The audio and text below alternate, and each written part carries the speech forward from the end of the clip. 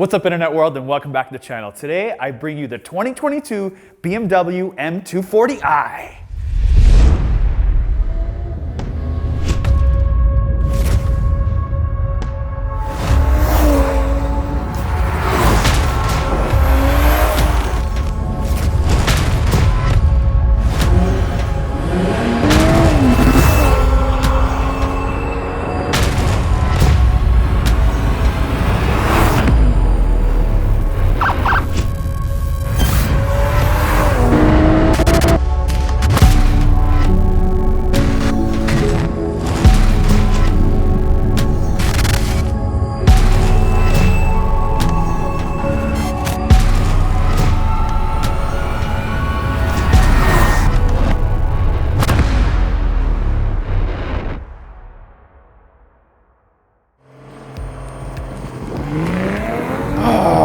Love it. On the throttle. Oh, just that sound is, so good. So good. Shifts like a sequential, but it's an 8-speed gearbox, which is a lot of good torque. And remember, the powertrain is 382 horsepower and 369 pound-feet of torque. They're pretty much dead even, which makes this thing balanced really well in terms of power band. This is definitely a gateway car for a real M car, but it's good because it's not overly bumpy, so your passengers aren't going to be like, this thing is terrible, I can't sit in it, it's way too bumpy, it's way too jerky. No, it's smooth because of an 8-speed transmission. It's soft because it's overly insulated. So yes, it's like a gateway car. Anybody can drive this thing, and it's all-wheel drive, so you can drive it in Canada. But you want to keep doing this all day long. Now I want to be clear, this is an M240, so all the hate and complaints that this is not a real M, it doesn't look like an M car, we can't wait till the new real M2 comes out, that is the truth. This is not a real one. This is legit. This is an inline six that they've been using forever. It is twin power turbo, and it also, unfortunately, doesn't have a real mechanical diff. It's got an electronic rear diff. BMW. But you have really soft steering. You've got really soft dynamic suspension. Because remember, it's about the buyer. It's not about you, the enthusiast. It's about the buyer. But the cool part about it is you can spend $2,400 and get more high-performance tires, and you can get an oil cooler. Audi doesn't offer that. Benz, you don't offer that. Not at this price point and at this trim level. Cannot get it. This thing does 0 to 60 in 4.1 seconds. A hair over 4 seconds. Not an M car. It's an M240i, just to remind you. But the most important part is the fact that this thing is rear-wheel drive bias completely. There's nothing front-wheel drive bias about this thing. This back end can slide out very easily. A controlled slide, I will say. It also has damping suspension, obviously, at this price point, at this brand, and at this badge, you'd expect it to have so. So good. All right, let's see how this thing is off the dig. Sport Plus, foot to the ground, and here we go. You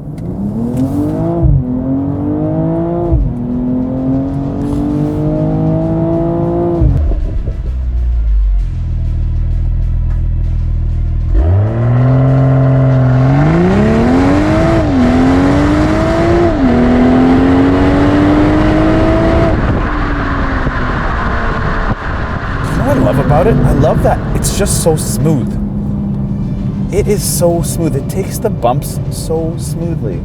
And the all-wheel drive makes me feel like sure-footed, if that makes any sense. It's just a fun car, man. Let me tell you something. I don't smile this much in my Tesla. I don't, because there's no sound. Yeah, like it's soundless. It only makes sound when I hit the horn and makes a trumpet sound after. But that's the only way. This thing, like, who needs a radio or a stereo? Yeah, Harman Kardon, I don't need you right now. I need this.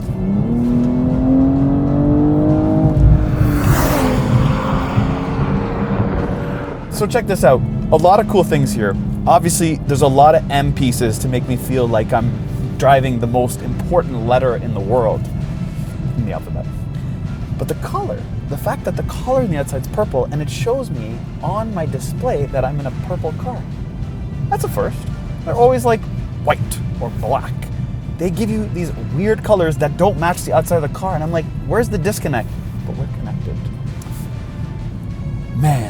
But you know what the coolest part is? That is probably not talked about enough? It's the fact that this is a substantial car. It feels substantial. And when you're buying a 1 or 2 Series, depending on the age, you're thinking you might lose some of that substance or that weight or that quality. But not with this thing. Good motor. This is a big deal because we have an M240i. The last BMW videos we shot actually pooed the bed. Yes, the M3, the M4, and even the old generation F90 M3 pooped. What? But you know what BMW did well for us? The 340i. So yes, we have the 240i here, and it's gonna kill it because you guys are gonna smash that like button and obviously subscribe.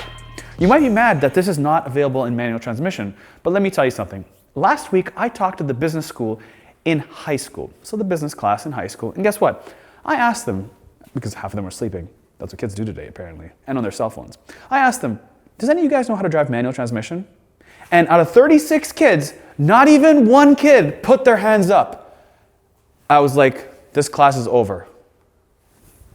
So the point of this video is to show you guys that yes, even though it might not be for the pure enthusiast, they make something like this that gives you all the M pieces, and there are a lot, but it still holds the saleability of it, which is the automatic transmission.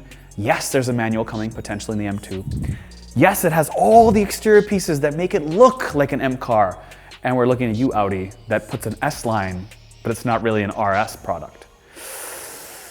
I'm excited. So let's talk about the front here. So let's talk about these headlights. These headlights were derived from the BMW 2002. That is the vibe that it's trying to give off, because on every BMW that we've ever known, it's always been ellipsoids, angel eyes. Yes, she's always been 4-eyed, but all of a sudden she shows up at the club with 2 eyes. Far from good and good from far is not what these headlights are. They actually look really good. If you get the shadow package like this one has, it has a black insert. Otherwise, it's gold. This one has the high beams and low beams in this headlight. And actually most headlights that you see, especially the projector ball, is actually inset. This thing is sticking out so you can see it like a gun. Kind of cool. Also, when you look at this little question mark, it says this way. When we go to the back, I'll show you how it's reversed. But also when I stand here, I look at this massive power dome. I look at these cut, cool kidney grills that are not massive, they are small. Yes, they also have it on the 3 Series, just not on the M3 and the M4. It is blacked out, but check out this piece. Look how it connects, sort of like a mustache. It's got this little piece under here. Now, I will be honest, I have no idea what's behind it. There might be some sort of radar that I don't know about. Kind of looks like it, but hey, it's unique. So if you're on the side here, you will notice that these fenders are wider and they flare all the way back here. Yes, it is wide body. It does even use M3, M4 mirrors.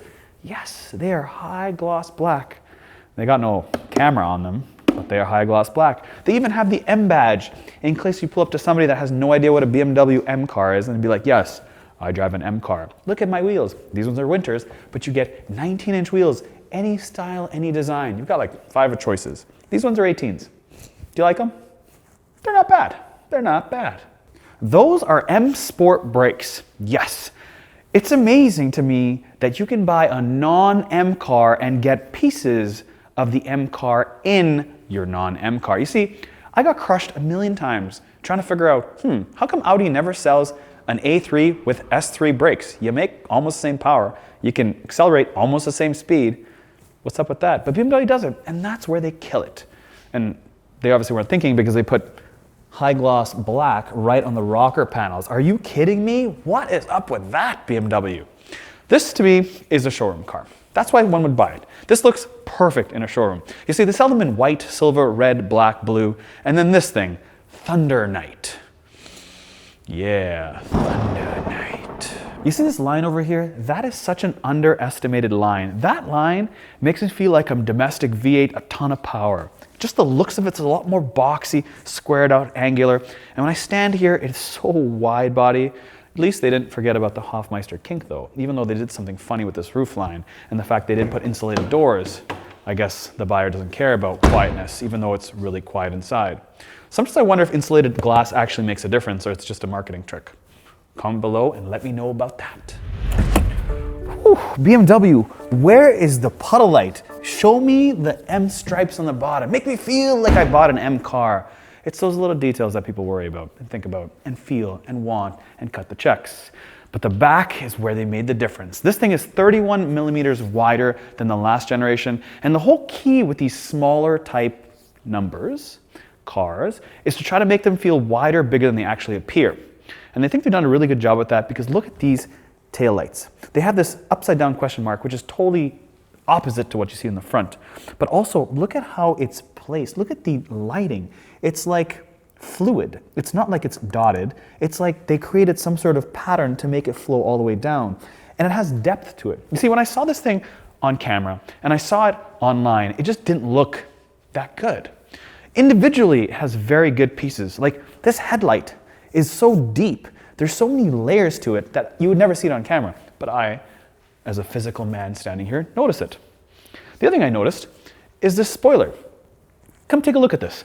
It's not like it goes to the end lip here. It actually has a gap. So you're thinking, why would they put this in the middle of the trunk? Well, it's because there's an actual angle downward right here. That is cool. So that's those small little pieces that you don't actually notice when you're seeing the car really quickly. The other thing you notice is that these exhausts are called freeform exhausts. So I will beef it here a little bit because they're actually just not connected to the actual exhaust itself. It is black, it is shaped a little bit, it's not circular, it's not angled. It actually has a little bit of a form on the bottom here to sort of make it a bit different. It's also very squared out here. I can actually sit on the back of this bumper. It's that wide, sticking out. The other thing it has is it's got this weird rear valence. It's flat, and there's nothing that goes underneath here. So maybe they're trying to make it wider. It just looks a bit weird in my eyes. But at the end of the day, it's not a real M car, is it? You really just have to look at this car and see all the different angles. There's a lot of stuff here. Some people will say that there is some Japanese import influence to this thing. And I will kind of agree with it because they are trying something totally out there because they got nothing to lose. BMW, on the other hand, does. You see, nobody expects BMW to do this crazy, weird designs because they're used to consistency. One thing I will say though is that opening and closing this trunk lid is not so easy. When I pop the trunk here, it doesn't have any spring to it. It's actually hard right here. I felt like they should put some sort of spring mechanism that are better than these shocks to just push this up a little bit more. As soon as I get to sort of the halfway point, it goes up fairly straightforward, but otherwise it does not. Now, how much room do we have in this trunk? We've got 3 feet, just over 3 feet, 37 inches. And as far as width, we've got 41, but the entry point is always key. And how much do we have for entry point? We've got 18 inches. So that's pretty straightforward and pretty normal in a car this size. So you have that depth, but how about underneath here? Do we have a spare tire? Hello, hello, hello. Do we have a spare tire? Well, it's very difficult for me to my hand underneath in the first place to find out. Come on, BMW. How do I lift this up? Like, how do I lift this up? Nobody with stumpy hands can, and I definitely don't have stumpy hands. Yeah, you can't. There's no way you can put your hand underneath to lift this up. Yeah. I have no idea. Do you want to try lifting this? So when I want to jump in this back seat, the seat simply just folds forward manually and then automatically slides forward. So I don't have to do anything. I don't have to hold it and then pull it back. None of that stuff. Push it back and then it folds forward. When I'm sitting in the back here, I will tell you I'm 5'8.5" and I'm pretty much touching the roofline. Anybody taller than me is probably going to do one of these side neck deals and then complain and want you to pay their chiropractic bill. Diamond pattern continues right here. You'll see there's triangles everywhere. Maybe diamonds, triangles, whatever they are. They flow through here and the door panel there. The cool part about it though is that you do have 2 cup holders right here and a pass-through. Boom, 2 cup holders and a full pass-through right there. It is really designed for 2 people in the back, 2 sort of kids, I wouldn't say adults. The only part I would say that I like is the fact that they have full climate control back here. There's 3-zone climate control, it's got 2 USBs, and then of course a little spot here for your phone. The only annoying part though is that this should be a wireless charger. It's simple, it's cost, but nothing. Put it in here. That would like pump it up a little bit, in my opinion. Other than that, it's pretty tight back here. Anyways, in the car here, it looks very familiar to a few other BMWs we've reviewed in the past. Nothing really new that pops up besides this door panel. It's got the M logo right here in sort of a checkered flag pattern here. It's also got some blue stitching up top. It's got blue stitching on the side. These seats are fully adjustable. They do have a manual leg extension on the bottom on either side. Nice to have. It does have nice dead pedal and actual real pedals. It's not like some other brands that have no dead pedal and it's carpeted. And then yes, they've got two fancy aluminum pedals, but no dead pedal. So here comes my beef, driver's display. The top speed shows us 260 kilometers an hour, because we in Canada. It should really say 300 kilometers an hour. With this powertrain that totally lies about how fast it is, because it is faster in my opinion, should say 300. Because then that way when I get into it and I'm like, yo, I want to go faster, I got 300. All my buddies in here, the kids included, will be like, huh, 300, this thing is fast. At 260, even the old generation 320i said 260. But what I do like about this display is the fact they have the nav screen right in the middle, but it's not like ostentatious in your face. It's sort of set back, it's clean. It's kind of like a background nav, which is nice to have. It's 3D dimensional. I really like the way that looks. Not really a big fan of the crab claw looking boomerang style tack and speedometer, but hey, that's just what they've decided to go with.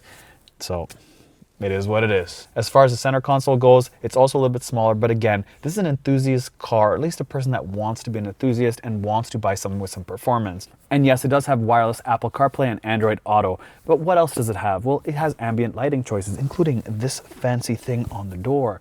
Anyways, underneath that, it does have your standard HVAC controls that BMW has, very easy to read. Simple buttons, they have 8 presets right here, very simple, and they're all haptic. I just slide my hand over and it changes, voila. And underneath that, you have this cover, lift the cover up, and voila, there is the wireless charger. This is a 13 Max Pro, and it fits right in, no problem. Wireless charger works. There's a little gap on either side, so you can fit something a little bit bigger. The light illuminates, saying that it's charging. I do have USB right there, and then 2 cup holders, and then a 12-volt plug right there. And moving down here, this is pretty consistent with what we saw in the 340. There's not really a huge change. There's Sport, Comfort, Eco Drive, and Adaptive. Adaptive basically understands what's in front of you and changes the suspension and the drive feel for what's in front of you. Nothing big thing here, and no change. Pretty much the same BMW glove compartment you see in every other BMW. It does have a USB-C there, and that is it. You see, there's some trickery happening. When people think about the 2 Series, they automatically think they're gonna save some money. They won't save a lot of money, but what they're not giving up is the quality. And they're not giving up the fact that in here is not cheapened 3 Series. The dash is the 3 Series. Everything in here is 3 Series-ish, just a little bit smaller. So I would say it's what kind of car you want to buy for its handling characteristics and what you want to put in your garage, because this is a little bit smaller. So who's buying this car? The person that's buying this car is maybe new to the BMW brand, but wants something performance-oriented, doesn't want something big, maybe just a fun toy, but also that everybody in the family can drive, because it is softer, it's comfortable, it's insulated well, it is all-wheel drive, so you can drive it in Canada. Yes, yes.